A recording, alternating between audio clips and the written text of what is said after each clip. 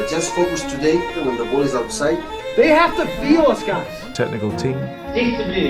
Let's show them this is Anfield. We had to stay compact. You face that into these positions. Tempo into the counter-attack. But we came to fucking play. I destroy football. El clásico Guardiola. Let's press them high now. Tocamos. My fucking decision. Okay.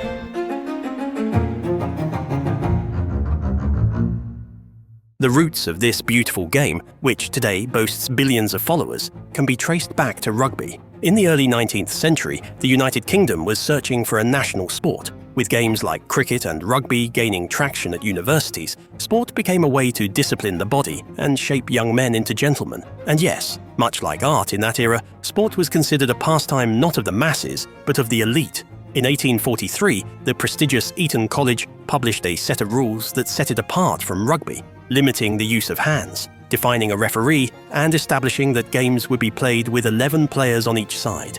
Initially seen as a branch of rugby, this new activity was dubbed the dribbling game. By the 1860s, handling the ball was fully outlawed, and association football, or simply football, was born.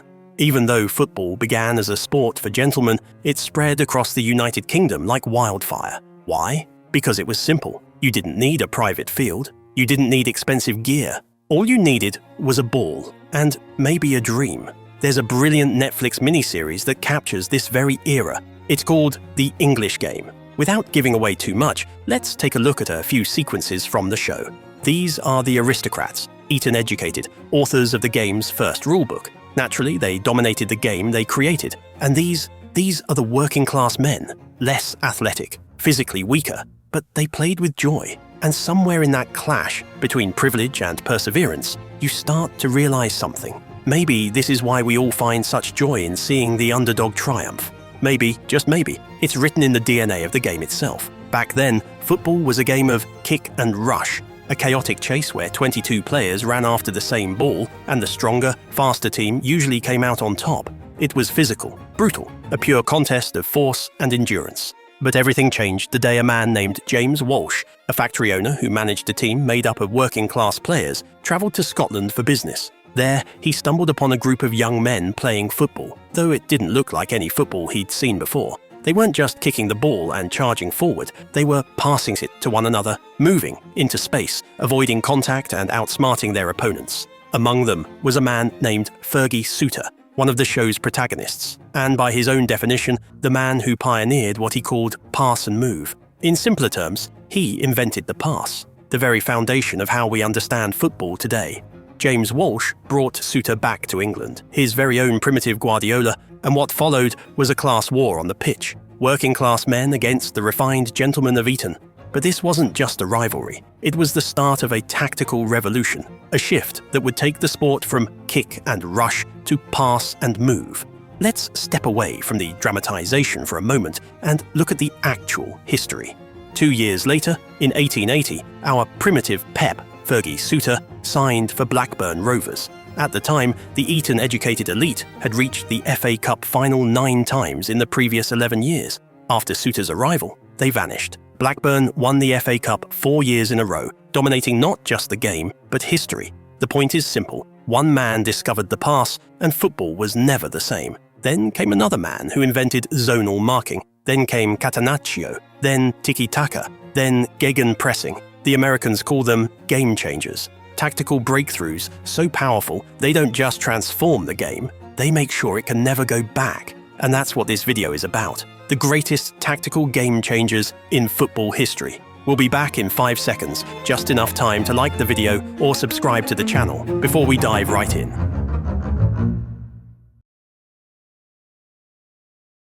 My fucking decision.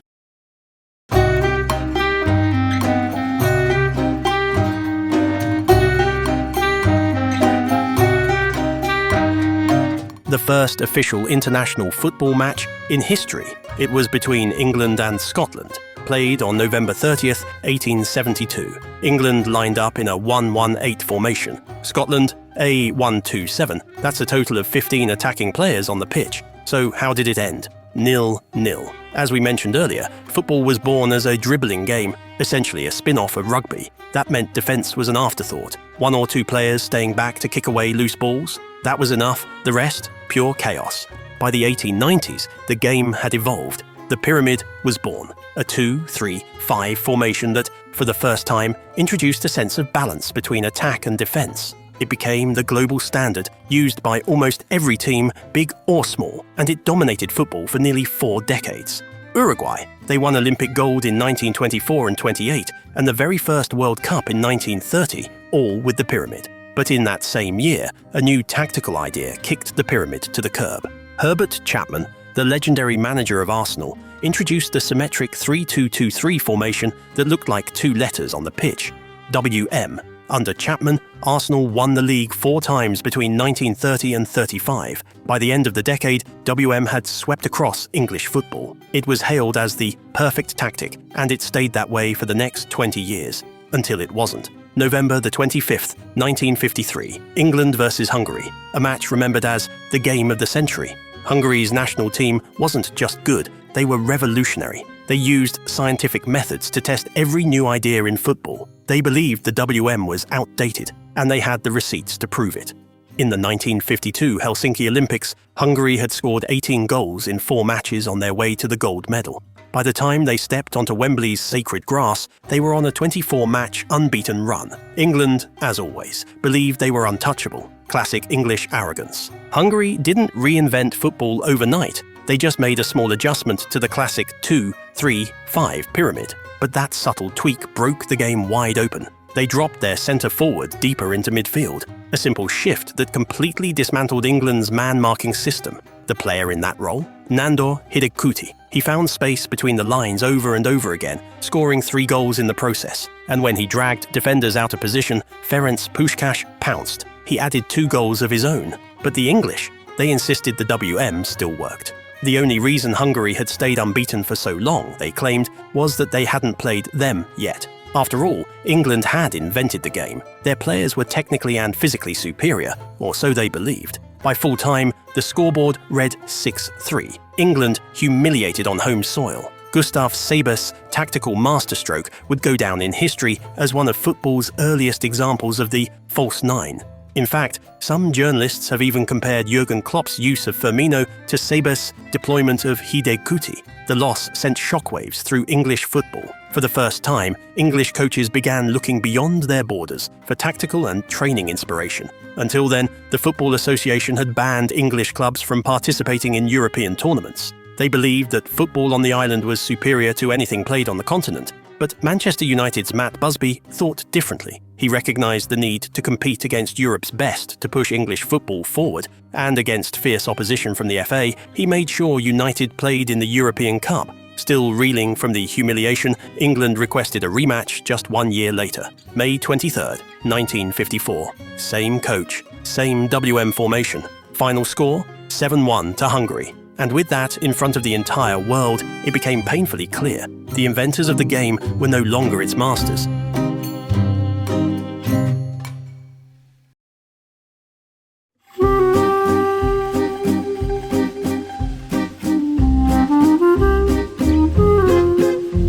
The tactical hallmark of the 1960s, without a doubt, Italy's legendary Catenaccio. But here's the twist. This revolutionary defensive system didn't originate with an Italian coach, nor did it reach its peak under one. While England had their WM, Italy had its own version, Il Sistema. But the seeds of Catenaccio were planted by an Austrian manager named Karl Rappan in the 1940s. Working in Switzerland, Rappan took one of the central forwards from the WM formation and dropped him all the way back.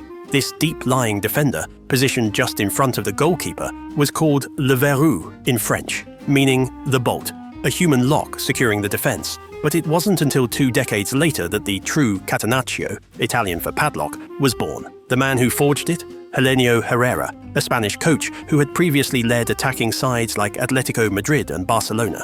Yet by his second season at Inter Milan, things weren't going to plan. So Herrera shifted gears. he revisited Rapin's old idea and reinvented it. He gave his deepest defender total freedom, both on and off the ball. When the team lost possession, this player would drop behind the defensive line, sliding horizontally to cover any gaps and sweeping up danger.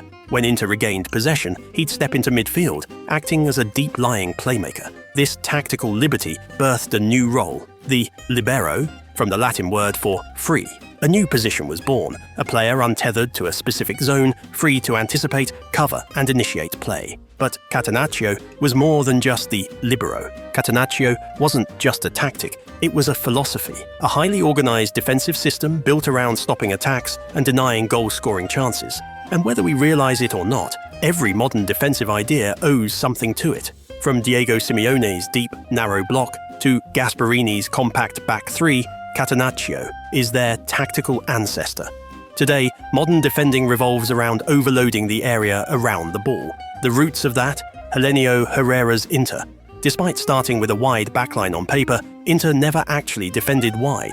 Instead, they moved like a sliding door, fluid and synchronized. If the opposition attacked from the right, Inter's left back would press the ball, the left centre-back would shift left to cover, and the libero would slide in to plug the remaining gaps. If the attack came from the other flank, the same movement happened in reverse. It was rigid man-marking layered with lateral fluidity, like a bolt locking a door.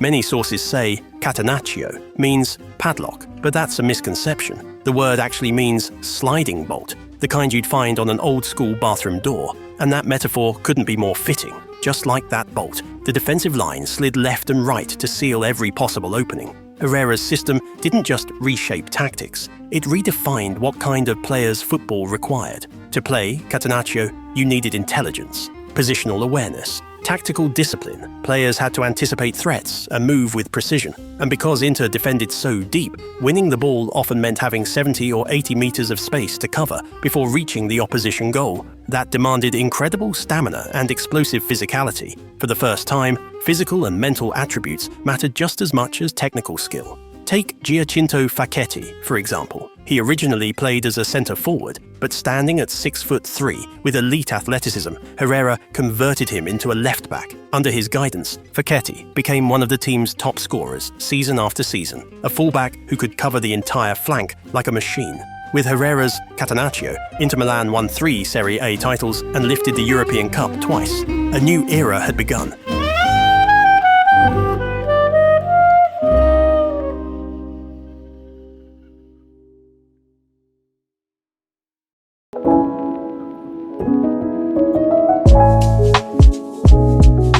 Good and evil, light and shadow, football and anti-football, Jose and Joseph, Catenaccio and total football.